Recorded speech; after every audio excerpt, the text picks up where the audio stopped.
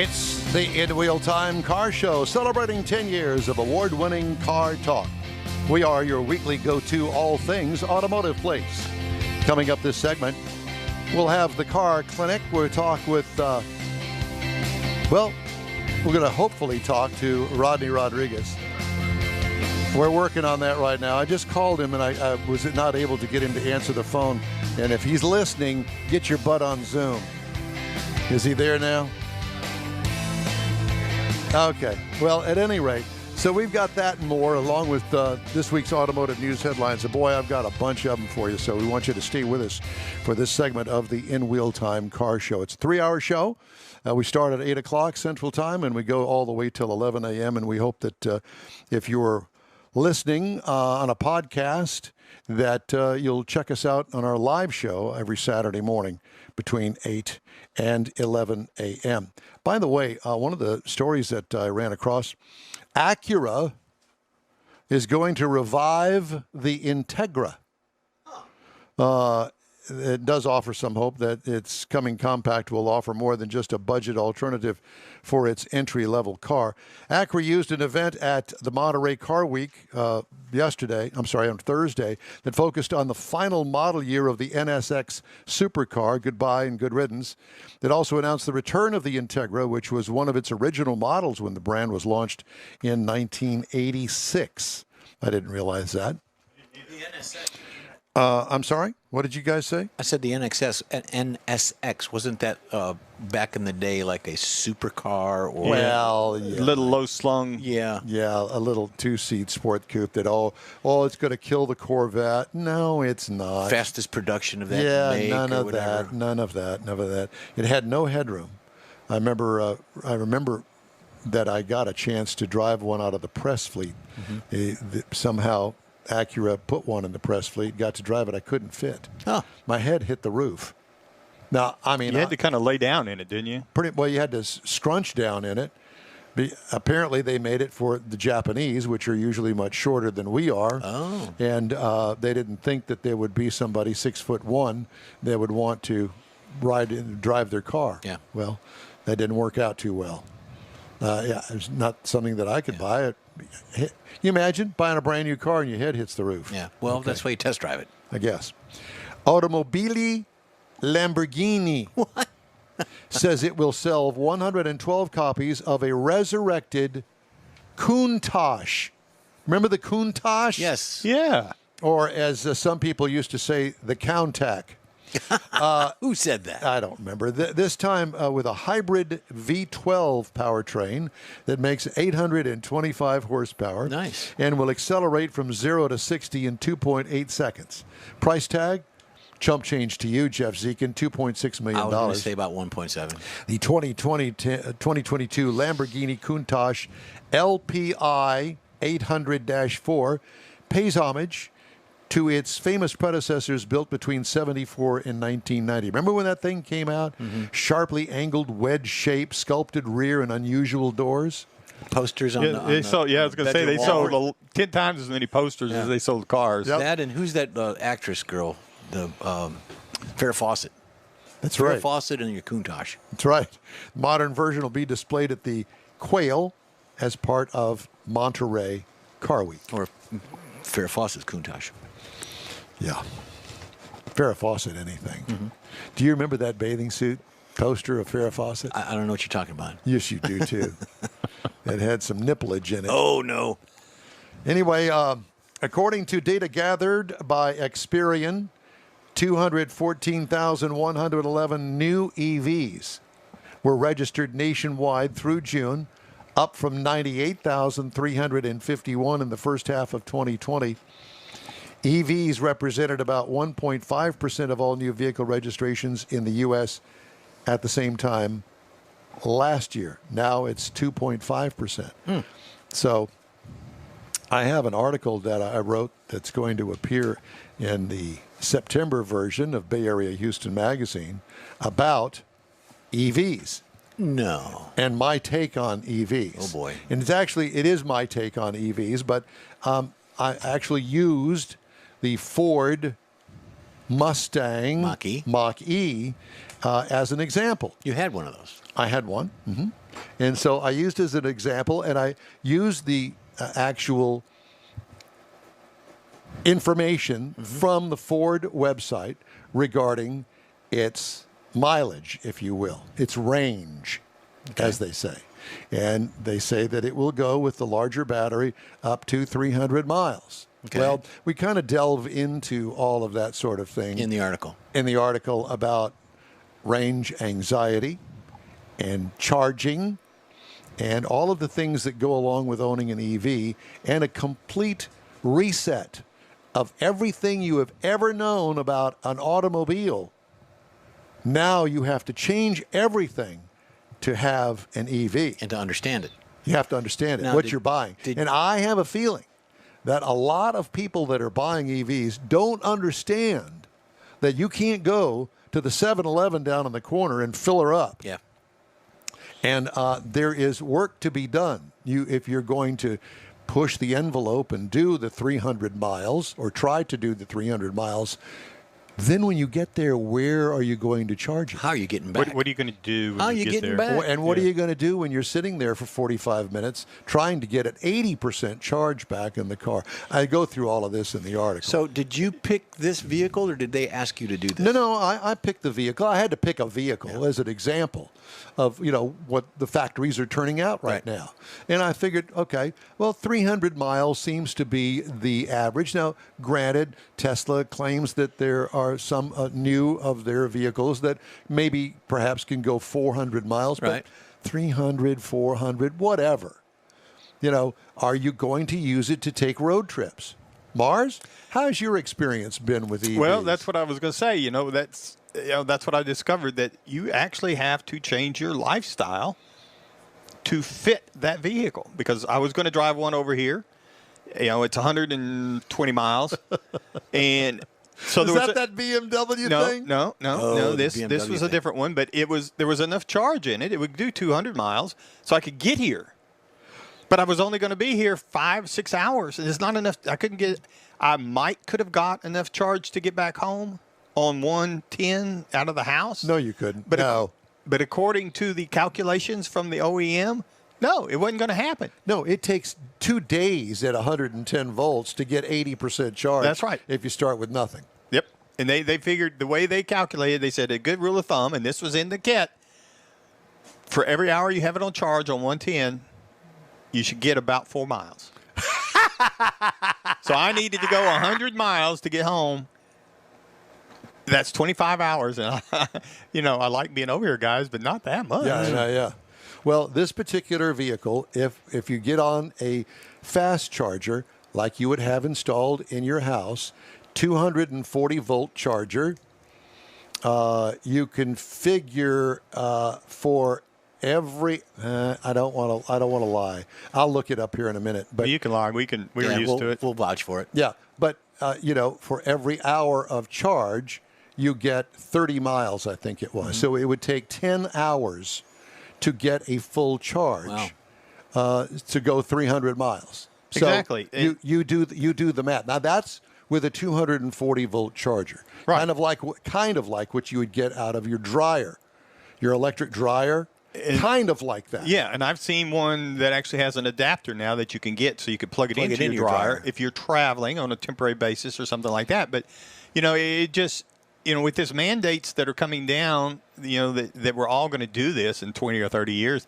It's really going to be a drastic lifestyle change for a lot of people. Well, and we're assuming that the infrastructure will be there, which it is currently not there. Right. Yes, there are charging stations. Yes, you can find charging stations. One, it's not going, unless you own a Tesla, right now it's not going to be a Tesla charging station because that is a different can of worms. Mm-hmm. Right.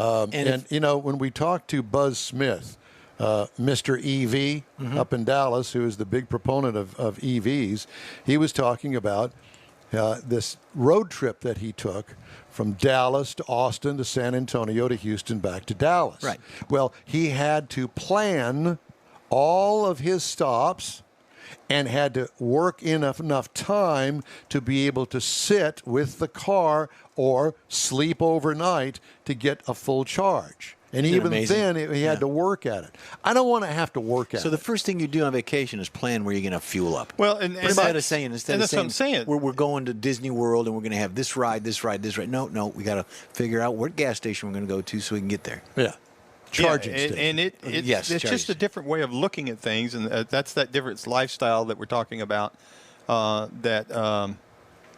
just going to have to adjust as we get to it. I went by Whole Foods last weekend and thought of you because I went by the chargers. I really did. No one was using them.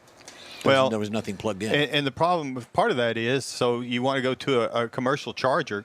If you got a car that'll only do 200 miles, well, it's 20 miles from me to one. Back to the infrastructure question. Mm-hmm. So it's 20 miles for me to get over there to charge it full, and it's 20 miles to get back home. Now my 200 range is down to 160 just before I even start. And you said plug it into the dryer with an adapter. What happens if your dryer is in the middle of the house or the laundry room? Like me. You got to run a cord. The dryer's back here. Yes. The driveway's out there. Yeah. Yeah, and that's a no-go. That's 100, 200 foot. Well, and cable. you can't buy a cable big enough to carry that kind of juice. You probably could.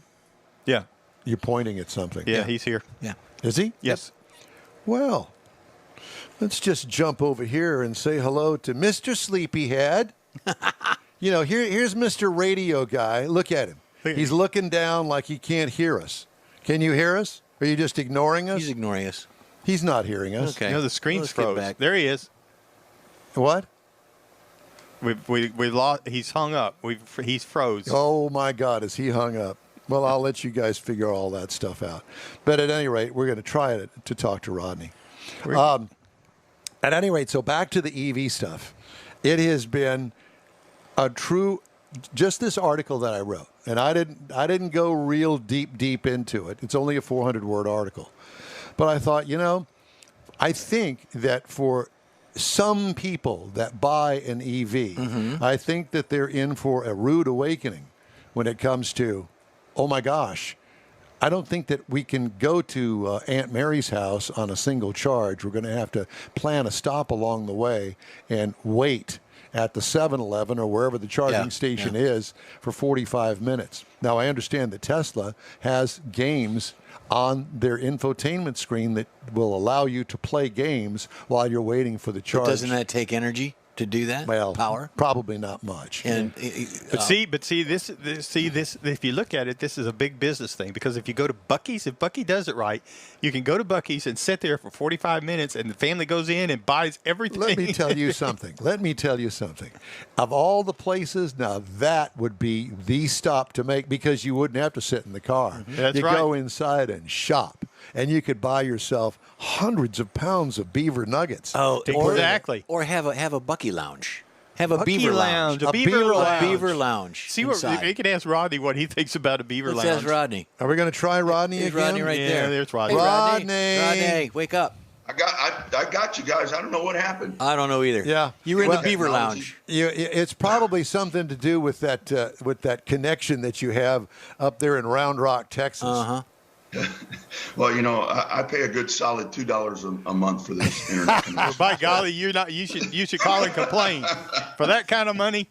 Yeah. He's got internet anxiety. Rodney. I actually have a cable that is runs to my neighbor's house into her internet connection. Very Oh, good. so if she closes the window too hard, then it crimps the cable. Yeah, that's what it is. for sure. That's for sure. So Rodney Rodriguez is the play-by-play announcer at Houston Motorsports Park, and he also does many other tracks as well. He's a very talented guy, and he also has a radio car show called the Revved Up Sports Show that airs on a local radio station in Austin, Texas. Yep. The Horn. And that airs once a week, kind of like this show does, except we do ours on Saturday. Is yours on Monday or Friday? We do the online show is Monday at 6:30, and then the radio show is today at 11, Saturday at 11. Oh, okay. So are you going to do it from the house there?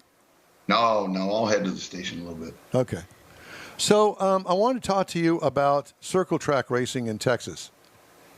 And by the way, I also wanted to make note that Rodney appears in a couple of episodes of Lost Speedways with Dale Earnhardt Jr. Very cool. Talking about some Lost Speedways. Yeah. One in particular there in the San Antonio area. What was the other one? over in College Station at Texas World Speedway. Oh, that's right. Oh, Yes. And I found it absolutely fascinating. I love that show because it gives a history of the actual racetrack itself. And it's truly fascinating. Some of these tracks, well, ours in particular, Texas World Speedway. I went there back in the IndyCar days and in the NASCAR day. I got to see Richard Petty and A.J. Foyt and all the big names back in the day race there. And it was truly a wonderful track. Right. Unfortunately, it was built in the wrong place. And Rodney, you tell the story. There you go. I mean, that really, you hit the nail on the head right there, Don. I mean, it was way ahead of its time. I mean, in this day and age, it would be perfect. I mean, the thought process of that was, let's build this massive, one of only 7 super speedways ever. It's like, let's build this thing where it's in Texas, where it's in close proximity to Houston, Dallas, San Antonio, Austin. So they picked a patch of land out on Highway 6 in College Station. And they built this mammoth track, and it was so fast and so much potential. But it was from day one, it stumbled out of the gate. I mean, it closed a couple of times because of financial problems, and it just never could get its legs under it. And anytime, it seemed like one of two things. Anytime there was a big race, weather was horrible, or number 2, the infrastructure just wasn't there. It would sustain now. I got to tell you guys, I had not been out that way. I did that in February with Dale and them. I hadn't been out to College Station in probably 6 or 7 years. It would thrive now. It would thrive now, but it was just bad timing. They missed it by about 25 years, I think. Wow. Yeah, they did. Well, it's outside. It's south of town, and it's right on the highway. Right. And I'm sure if you've ever gone to College Station, you can see it over there. And the other problem is, there's no airport. There's no commercial airport. I mean, they've got the Bryan College Station Regional Airport up there, but you don't see 737s landing there on a frequent basis. No.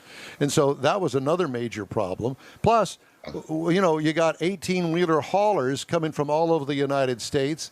And where do you park them? Where do you put it? Where do you put them up? Where's the motels? I was going to say the hotel. There's none of that there. Exactly. And that was a major problem.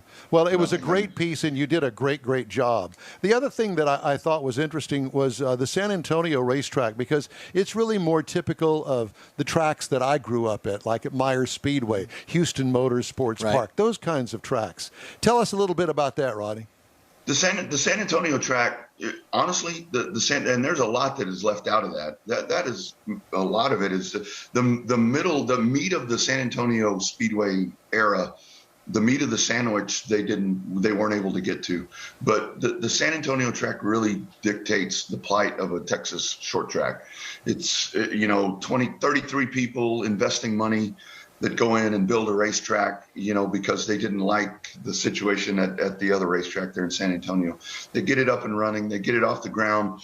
Same thing like Texas World. It's constantly open and closing and changing hands, and there's favoritism, and there's all of these different things that happen. And nobody actually owns the track. There's a landowner that owns the track, and somebody's always paying a lease. Somebody's having to cover rent, and that's really the plight of a promoter in the state of Texas at short tracks. And San Antonio is another one of those tracks where they built it. It's a half-mile high bank racetrack. It would, had it been able to sustain, would be one of the finest in the country. That place hosted massive all-pro late model races. We saw Freddie Fryer, Donnie Allison, Gary Ballou. I mean, the names go on and on and on.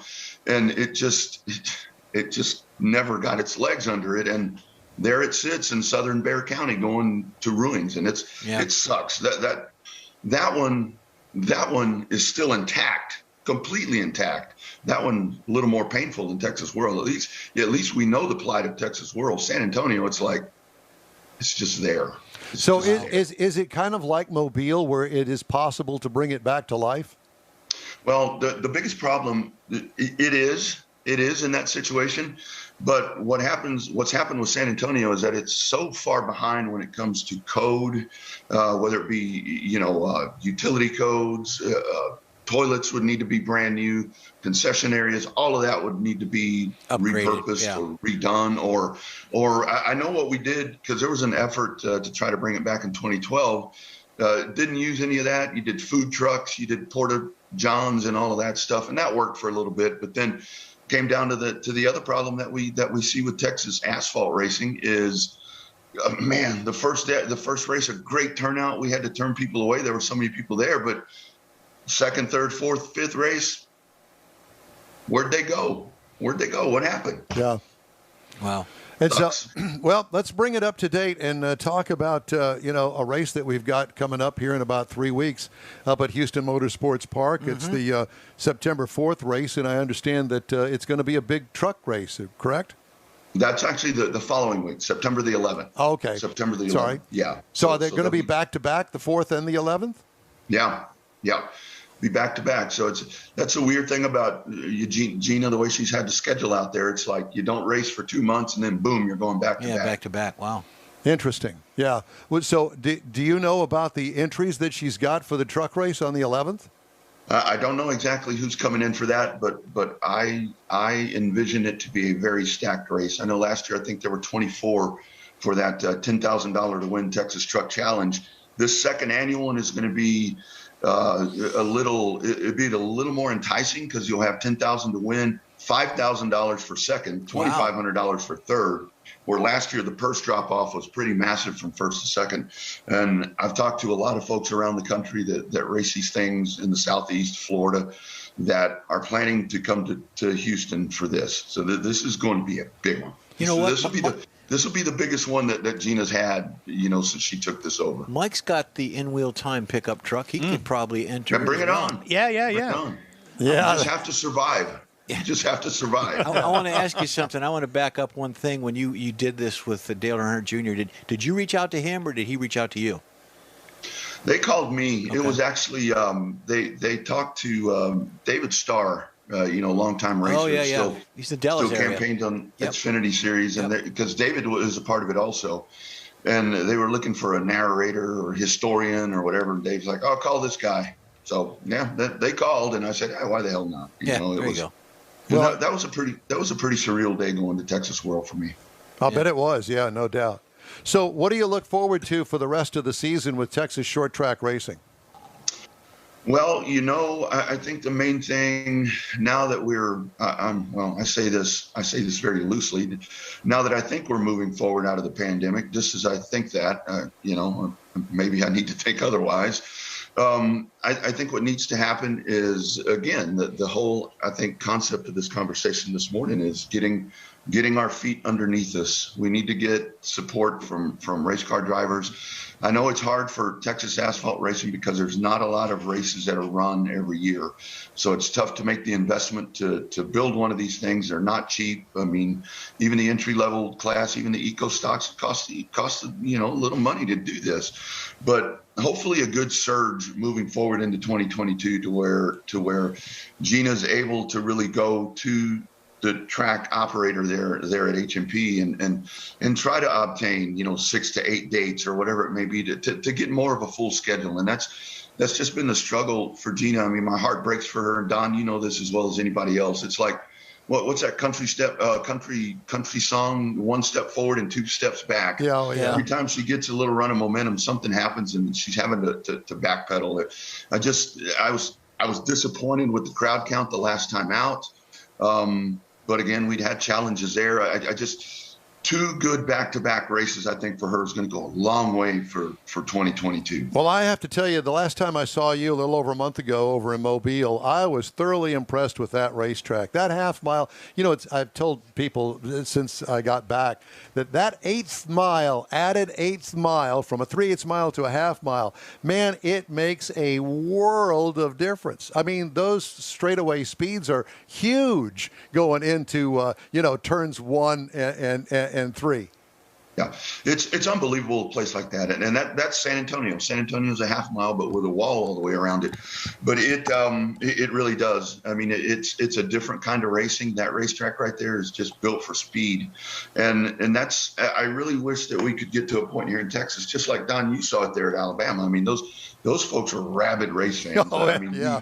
we can only get, I mean, what would you say, 20% capacity in the stands, and it was full, 2 hours before we ever started.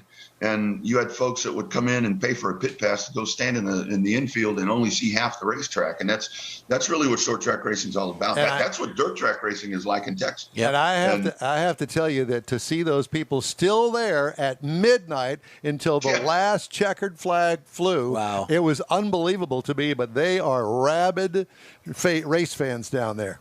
They love it. Yeah. They love it, and that's what it's all about. And hopefully we can get that back happening in Texas again. But are you calling any races tonight? No, I'm actually off tonight. How about that? I sound the way I sound because I was in Waco last night. So we had Waco had the ASCS Elite Non-Wing Sprint Cars were in town. Oh. And Don, you'll recognize this name. Last night it was the Wild Bill White Shootout. Oh, my God, yes.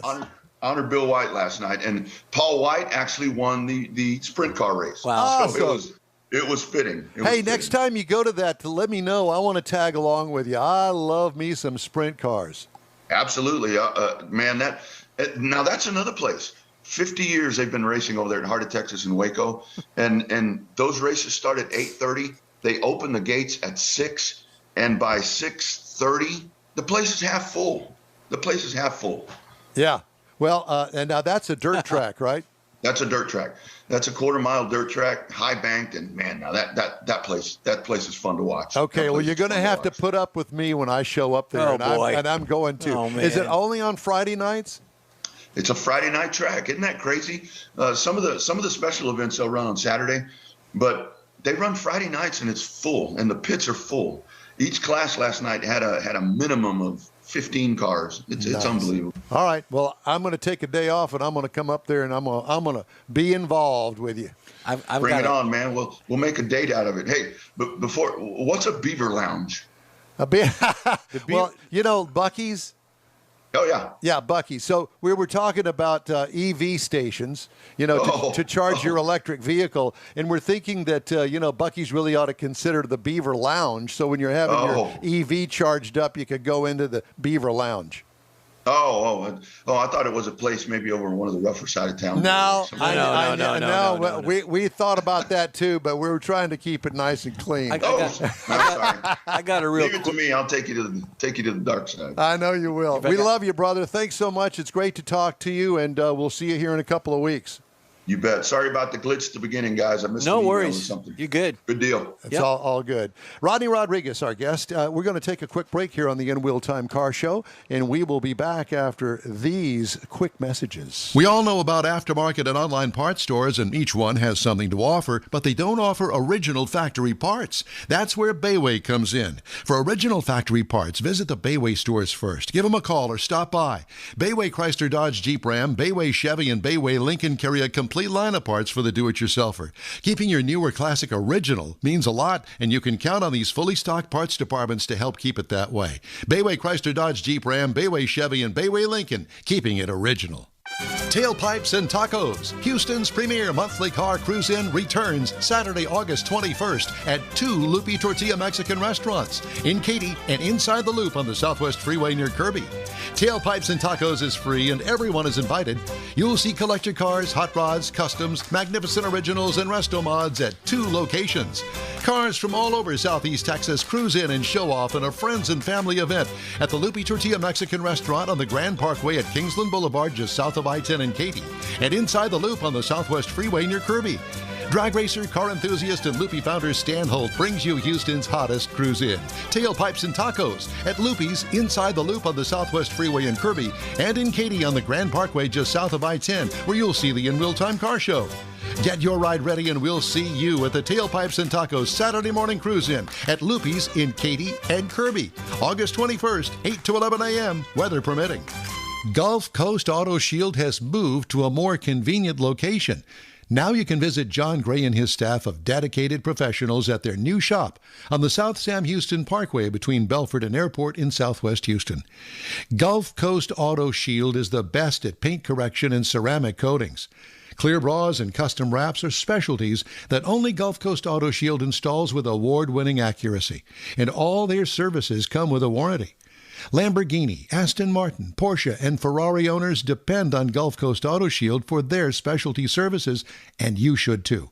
The in-wheel time Corvette and Cutlass have both been massaged by Gulf Coast Auto Shield, so isn't it time your vehicle visit their new shop in Southwest Houston? Call John Gray today at 832-930-5655 or visit online at gcautoshield.com. That's gcautoshield.com. Paint, coatings, wraps, and more at gcautoshield.com.